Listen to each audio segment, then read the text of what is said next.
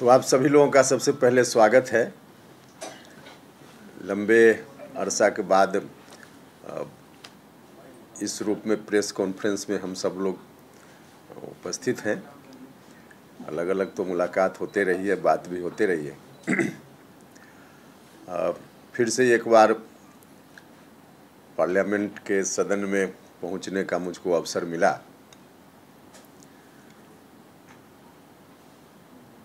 जो मुद्दे हमारे रहे हैं, पहले से पार्टी जिस एजेंडा पर काम करते रही है, उस एजेंडा को फिर से एक बार सदन के माध्यम से आगे बढ़ाने का अवसर मिला है। ऐसे उन मुद्दों को लेकर हम सड़क से लेकर सदन तक पहले भी आवाज़ उठाते रहे हैं, तो सड़क पर तो हमेशा चलते ही रहा है। जब मौका मिला सदन में भी, तो इस बार फिर से एक बार मौका मिला है। खास करके कुछ मुद्दे तो बिहार से संबंधित मेरी जवाबदेही भी है, क्योंकि बिहार को ही मैं रिप्रेजेंट करूंगा सदन में, तो वहाँ से संबंधित मुद्दे हैं। और कुछ मुद्दे जो देश के स्तर के हैं, उनको भी बल देना है, ताकत देनी है। बिहार के संदर्भ में एक तो हमारे प्रधानमंत्री जी ने संकल्प व्यक्त किया है कि देश को विकसित राष्ट्र की श्रेणी में शामिल करना है।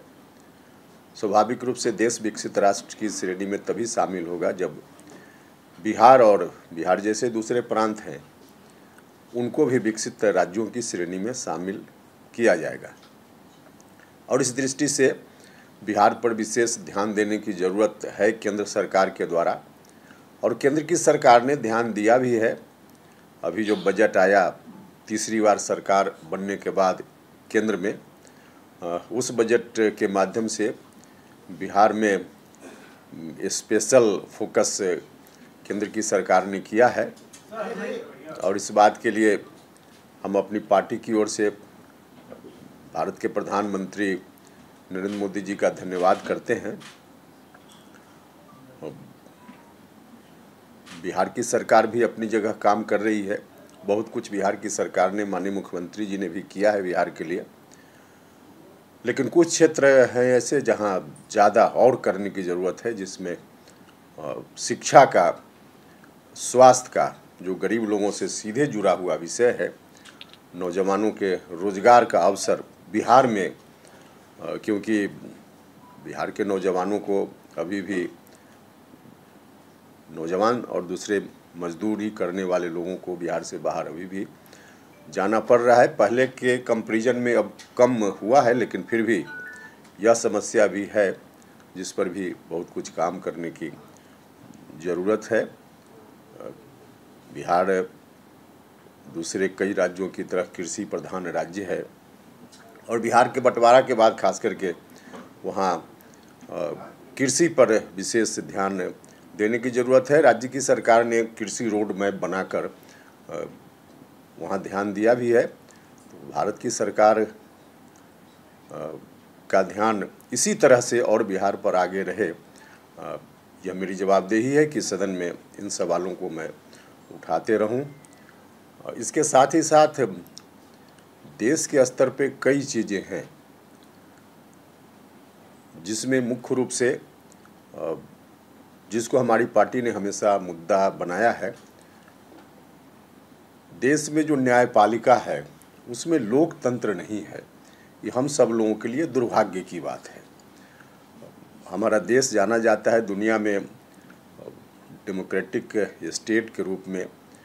प्रजातंत्र हमारे यहाँ काफ़ी मजबूत है, पुराना है, तो इस रूप में दुनिया के लोग मानते हैं और सच भी है।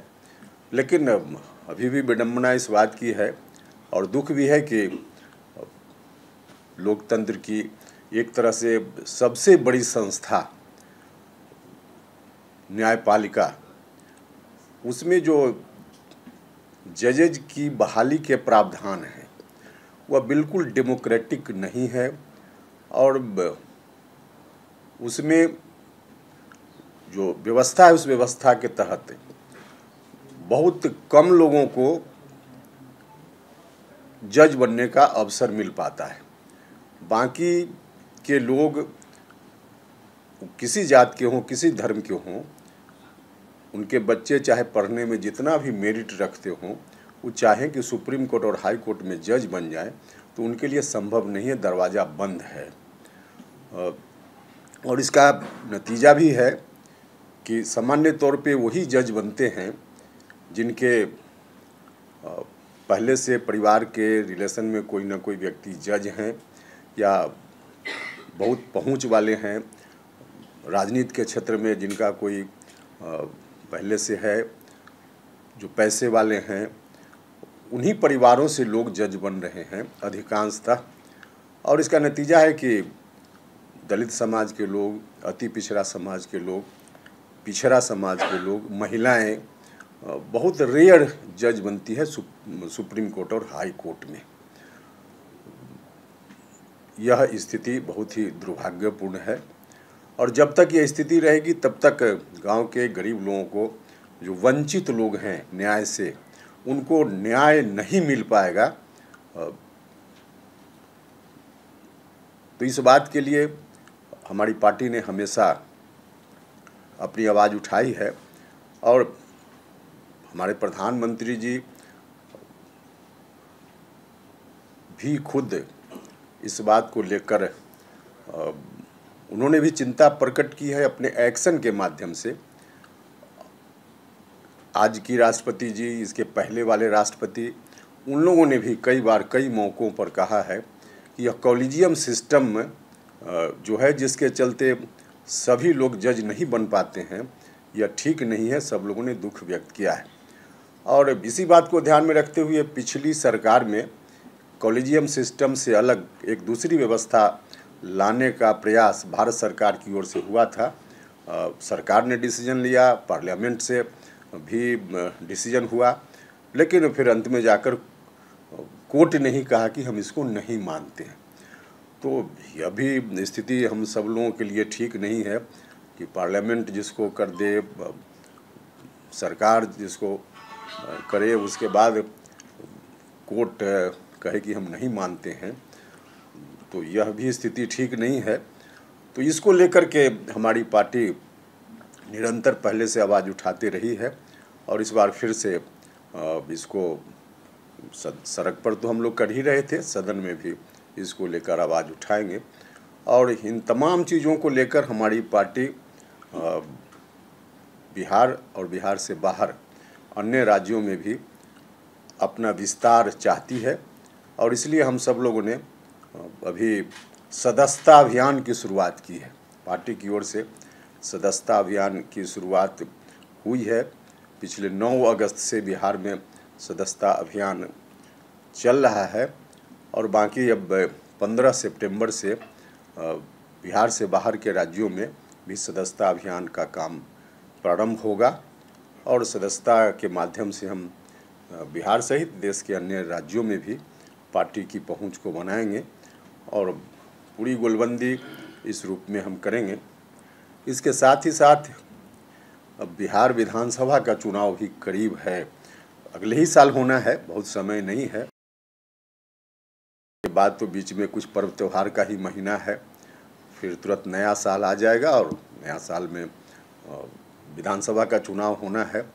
तो उस दृष्टि से भी बिहार में मजबूती से 243 जगह कैसे एनडीए की जीत हो, इस बात को लेकर हमारी पार्टी तैयारी कर रही है और निश्चित रूप से जो तैयारी हो रही है उसके आधार पे हम कह सकते हैं कि इस बार फिर से, माफ़ कीजिएगा, इस बार फिर से एनडीए की सरकार बिहार में बनेगी और विकास की गाड़ी जो माननीय प्रधानमंत्री जी के नेतृत्व में देश भर में बिहार में चल रही है, वह और आगे तेज गति। कितनी सीटों पर आप लड़ेंगे? नहीं, राष्ट्रीय लोक मोर्चा कितनी सीटों पर लड़ेगी यह तो समय पर फाइनल होगा, अभी फाइनल नहीं है। अभी तैयारी तो सभी जगह सभी पार्टी के लोग करते हैं इस दृष्टि से कि जहां हमारी पार्टी का उम्मीदवार होगा, कोई ऐसा थोड़े है कि वहीं हमारी तैयारी हो। गठबंधन में किसी पार्टी का उम्मीदवार तो होगा ही सब जगह, तो जहां हमारी पार्टी का उम्मीदवार होगा वहां उनको मदद मिलेगी हमारे संगठन से, जहां घटक दल में किसी और पार्टी का उम्मीदवार होगा उनको भी मदद चाहिए। तो सभी जगह तैयारी तो सभी लोग करते हैं और हमारी पार्टी भी कर रही है। लोकसभा चुनाव में जिस तरह से सीटों का बंटवारा हुआ, आपकी पार्टी को सिर्फ एक सीट मिली थी। विधानसभा चुनाव में कैसे आप देख रहे हैं, उसमें कुछ अलग फार्मूला हो गया या वही फार्मूला उसी रेशियो में दिया जाए? नहीं, फार्मूला तो विधानसभा और लोकसभा का अलग अलग होता ही है, और लोकसभा का जो फार्मूला हुआ उससे थोड़ा नुकसान भी हुआ है, तो पुराने अनुभव के आधार पे आदमी आगे करेक्ट करता है, तो इसलिए करेक्शन होगा। प्रोफेसर साहब, एक सवाल है, देश के बाहर एक ही चर्चा हो रही है, विदेश की धरती पे भारत में भुखमरी बहुत है, आतंकवाद बहुत है, राष्ट्र कितना उचित है? यह तो उचित नहीं है। देश से बाहर तो हम सभी एक ही हैं, देश से बाहर कोई पार्टी नहीं होती है, देश से बाहर कोई पक्ष विपक्ष भी नहीं होता है। देश के बाहर तो हम सब एक हैं, वो कहीं से भी इस तरह की बात हो तो उचित नहीं है। कुशवाहा जी, आपने कहा 2 सवाल है मेरा, आपने पूरा ये हो गई अब, लेकिन आपको लगता है कि आपकी सीट पर आपको पूरा समर्थन मिला एनडीए सहयोगियों का? और दूसरा सवाल ये है कि अभी ममता बनर्जी ने कहा है कि आरजी का जो इंसिडेंट हुआ, रेप की घटना हुई, उसमें जो मुख्य आरोपी वो बिहार का है, और उन्हें कहा है कि बिहार से आने वाले लोगों को भी इसका ख्याल रखना चाहिए। वो संजय रॉय नहीं, संजय राय है, ऐसा ममता बनर्जी ने कहा। नहीं, देखिए, एक तो जो पहला सवाल आपका है, आपने खुद ही कहा कि बात पुरानी हो गई। पुरानी बात को अब फिर से सामने लाने की कोई ज़रूरत नहीं, उस पर चर्चा की कोई आवश्यकता नहीं है। उसमें हमने जो कहा कि अनुभव पुराना है, उस अनुभव का लाभ लेते हुए आगे करेक्शन होगा, इतना काफ़ी है आपके पहला सवाल के उत्तर के लिए। और देखिए, कोई भी व्यक्ति हो, किसी राज्य का हो, इस तरह के मामला में या किसी मामला में अगर दोषी है तो उस पर कार्रवाई होनी चाहिए, और कार्रवाई होगी। लेकिन कोई घटना हो जाए तो हम बंगाल को दोष देने लगे, हम किसी और स्टेट को दोष देने लगे। वहाँ की घटना तो पूरी मानवता के लिए शर्मसार करने वाली घटना है, तो इसलिए ऐसा बयान उनका देना कहीं से उचित नहीं है, बिल्कुल गलत बयान है उनका। राहुल गांधी विदेश में जाकर ये कहते हैं कि किस तरह से पहले लोग बीजेपी से डरते थे, मोदी से डरते थे, लोकसभा इलेक्शंस के बाद अब कहीं पे भी कोई डरता नहीं है, और ये डेमोक्रेसी का पार है। अगेन विदेश में जाकर इस तरह से बात करना, आप किस तरह से? नहीं, देखिए, डरने की बात न पहले थी न आज है। कोई व्यक्ति क्यों किसी से डरेगा? हमारे यहाँ डेमोक्रेट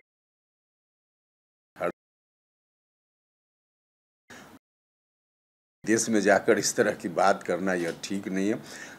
आपस की बात आपस में हो, पक्ष विपक्ष जहाँ अपनी बात रखने की जगह है वहाँ लोग रखते ही हैं। पार्लियामेंट में कटु से कटु बात कुछ भी कहना हो तो कहना चाहिए, लेकिन विदेश में जाकर इस तरह की बात नहीं करनी चाहिए। भूपेंद्र जी, एक पीछे से सवाल है, आप ओबीसी समाज से आते हैं, बिहार के भीतर कुशवाहा समाज के भी बड़े आप नेता हैं, और वहाँ पे जो स्थितियाँ लगातार राजनीतिक बिहार के अंदर बन रही हैं, उसको देखते हुए आगामी विधानसभा चुनाव के मद्देनजर क्या ये माना जाए कि उपेंद्र कुशवाहा जी मुख्यमंत्री के रूप में वो एक प्रमुख चेहरा होंगे? नहीं, देखिए, एनडीए में तो पहले से घोषित है कि मुख्यमंत्री के चेहरा कौन होंगे, इसलिए यह सवाल कहाँ उठता है। उपेंद्र जी, मेरा सवाल है, 2 सवाल है। एक, जमीन सर्वे को लेकर जो बिहार में चल रहा है और इसको लेकर जो जनता जगह जगह दौड़ रही है और परेशानी लोगों को जो झेलना पड़ रहा है, इसको लेकर सवाल, और इसी में भी है कि कानून व्यवस्था को लेकर सवाल खड़ा हो रहा है, और इन सब के बीच नीतीश कुमार का एक बयान आता है कि अब हम दोबारा आरजेडी में नहीं जाएंगे, जो भेंट मुलाकात का दौर चलता है, और इसके बाद बयान आता है। तेजस्वी यादव का भी इस पर बयान आया है कि जब संकट में रहते हैं तो पैर पकड़ लेते हैं। देखिए, जमीन सर्वे वाली जो बात है तो बार बार आधिकारिक रूप से कहा जा रहा है कि उसमें बहुत परेशान होने की ज़रूरत नहीं है। खुद से आपको जो कुछ भी उसकी प्रक्रिया है, जो जानकारी देनी है, आप खुद से दीजिए। उसमें ऐसा नहीं है कि कुछ अभी गलत हो जाएगा तो उसके चलते बहुत परेशान होने की ज़रूरत नहीं है। बिल्कुल स्मूथली, उसमें कहीं से कोई दिक्कत नहीं है। जिनको जितनी जानकारी उनके पास अपनी ज़मीन के बारे में है उतनी जानकारी दें। नहीं भी कोई जानकारी होती है और वास्तव में ज़मीन उनकी है तो उनसे कोई ज़मीन छीन नहीं लेगा, ये तो पहले ही से उसमें है। और क्या जो राजनीति चल रही है, खास करके जिस तरह से नीतीश कुमार का बयान आया है, देखिए नीतीश जी का बयान अब एक तो कई लोग व्यक्तिगत रूप से भी हम लोगों से भी पूछते रहते हैं कि क्या है, कहीं से अब डाउट करने जैसा नहीं है। गलत अर्थ लगा लेते हैं लोग और इसलिए मीडिया में भी कई बार विश्लेषण होने लगता है, अब प्रश्न ही पैदा नहीं होता है। और खुद माननीय मुख्यमंत्री जी ने कई बार कहा है, अब तो उनसे हमने आग्रह भी किया है, फिर आज आपके माध्यम से आग्रह करते हैं कि माननीय मुख्यमंत्री जी को अब बोलने की ज़रूरत नहीं है कि अब हम नहीं जाएंगे। आग्रह उनसे निवेदन है कि बोलने की ज़रूरत नहीं है। और सच यही है 100% से ज़्यादा कि एनडीए वहाँ मुख्यमंत्री नीतीश कुमार जी के नेतृत्व में पूरा एकजुट है, एकजुट रहेगा, एकजुटता के साथ चुनाव भी लड़ेगा, एकजुटता के साथ सरकार भी बनाएगा। Thank you sir. चलिए, बहुत धन्यवाद आप सब लोगों का। तो फॉलोड बाय लंच है, तो कृपा करके आप सब लोग। एक सवाल और पूछ रहा। हाँ, पूछ लीजिए। नहीं, सवाल ये है कि SC/ST में सब कैटेगराइजेशन का मामला चल रहा है, क्रीमी लेयर तो सरकार ने कहा कि नहीं, तो आपका क्या स्टैंड है उसमें? सब नहीं, देखिए सब कैटेगरी वाली बात जो है इसमें तो कोर्ट ने भी कहा है कि कोई स्टेट चाहे तो अपने यहाँ स्टडी करके एनालिसिस करके देख सकता है, और उसमें अगर कुछ खास जात के लोगों ने ज़्यादा हिस्सा ले लिया और कुछ लोगों को बिल्कुल नहीं मिला तो सब कैटेगरी होना चाहिए। तो इस विश्लेषण के आधार पे कोई स्टेट अगर उस निष्कर्ष पर पहुंचता है तो सब कैटेगरी बुरा नहीं है, सब कैटेगरी होना चाहिए। हाँ, क्रीमी लेयर तो किसी भी हालत में नहीं होना चाहिए। क्रीमी लेयर तो SC/ST में क्या OBC में भी जो क्रीमी लेयर लगा हुआ है वह भी ठीक नहीं है, तो क्रीमी लेयर नहीं होना चाहिए। सर, आप पार्लियामेंट में MP के तौर पे वापस ये हुए हैं, तो अब आपका क्या टेक है कास्ट सेंसस को लेकर? क्योंकि NDA के एलाइज बीजेपी को कह रहे हैं कि कास्ट सेंसस को उसका प्रेशर आ रहा है, कहीं पे भी बीजेपी अब तक आई नहीं है कास्ट सेंसस। देखिए, नहीं, कास्ट सेंसस का जहाँ तक सवाल है, बिहार से इसकी शुरुआत हुई है और सब लोगों को याद होना चाहिए कि बिहार विधानसभा से जो प्रस्ताव पारित किया गया था तो उसमें सभी पार्टी के लोग, बीजेपी सहित सब ने समर्थन किया था। और एक बार माननीय मुख्यमंत्री बिहार नीतीश कुमार जी के लीडरशिप में डेलीगेशन आया था प्रधानमंत्री जी से मिलने के लिए कि कास्ट सेंसस हो, तो उसमें बीजेपी का भी डेलीगेट शामिल था। तो बिहार में तो सर्वसम्मत है और हमारी पार्टी भी है इस राय की कि कास्ट सेंसस होना चाहिए देश के स्तर पे। लेकिन क्या ये आप मुद्दा संसद में भी उठाएंगे, क्योंकि केंद्र सरकार ने इस विषय पे कुछ अभी तक खास बोला नहीं है, तो क्या आवश्यकता पड़ेगी तो निश्चित रूप से उठाएंगे। हमारी पार्टी से मान्यता की है कि कास्ट सेंसस देश में होना चाहिए। हाँ हाँ, मैं बस ये पूछना चाहती हूँ कि राहुल गांधी बार बार अमेरिका भी गए हैं तो वहाँ एक ही बात बोल रहे हैं कि दलित, पिछड़ा और SC/ST जो है एक बड़ी समस्या है देश में, और उनको 75 साल से ऊपर हमारे देश की आज़ादी के हो गए लेकिन उनका उत्थान नहीं हुआ है। तो क्या आप भी मानते हैं कि देश की ये सबसे बड़ी समस्या है बाकी चीज़ों के अलावा? देखिए, देश की शिक्षा, स्वास्थ्य की भी हम बात करते हैं। अभी तक उनका उत्थान नहीं, उनका उत्थान जितना होना चाहिए था उतना नहीं हुआ है, लेकिन कांग्रेस पार्टी वाले लोग ही उसके लिए ज़्यादा जिम्मेवार हैं। राहुल जी जो बोलते हैं तो ज़्यादा जिम्मेवार तो वही लोग हैं, उनको ही मौका मिला, उन्होंने तो कुछ नहीं किया। आज जो कुछ भी वो बोल रहे हैं SC/ST के बारे में या OBC के बारे में रोज़ बोल रहे हैं, सिर्फ अपना पॉलिटिकल इंटरेस्ट के लिए बोल रहे हैं, बाकी उनके हित से उनका कोई मतलब नहीं है। तो राजनीति के लिए बोल रहे हैं कांग्रेस के लोग, उनको तो खुद प्रायश्चित पहले करना चाहिए कि उनको मौका मिला तो उन्होंने क्या किया। आज की सरकार तो कर रही है लेकिन उन्होंने क्या किया। इसी से लगा एक सवाल और भी है, वहाँ पे उन्होंने ये भी बोला जब उनसे पूछा गया आरक्षण को लेकर के, तो उनका कहना था कि अभी आरक्षण हटाने के लिए उचित मौका नहीं है, हमारी सरकार आएगी, हम इसको को देखेंगे, जब उचित मौका आएगा तो हम आरक्षण भी हटाएंगे? आरक्षण हटाने का कोई प्रश्न ही पैदा नहीं होता है, और हमारे प्रधानमंत्री जी ने भी कई बार कहा है कि आरक्षण हटाने का सवाल ही पैदा नहीं होता है। तो अब राहुल जी बाहर जाकर इस तरह की बात करते हैं कि मौका आएगा तो देखेंगे आरक्षण हटाने के बारे में। उनको ही बताना चाहिए कि ये बात यही बिहार देश में बोलें तो ज़्यादा अच्छा है। तो देश में तो काफ़ी वो उसके पक्ष में बात करते हैं और बाहर जाकर कुछ और बोलते हैं।